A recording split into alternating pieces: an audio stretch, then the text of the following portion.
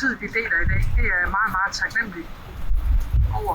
Jeg ved godt, det er svært, og det berører jer dybt. Det berører os også dybt. Det berører mig dybt.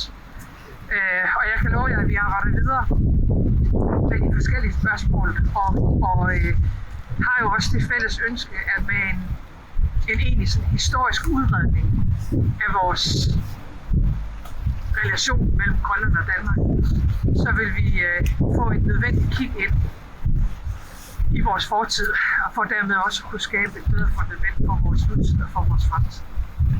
Så tak for, at I er mødt frem, og tak for, at I deler, og alt det bedste, både for jer og for jeres kamp. Også for alle dem, I kæmper for, og du har jo helt ret, nogle af dem er her faktisk ikke mere. Men dem skal vi også huske en dag som i dag, og i det arbejde, der ligger foran os. Så tusind tak, og jeg glemmer ikke. Det lover jeg. Tak skal I have.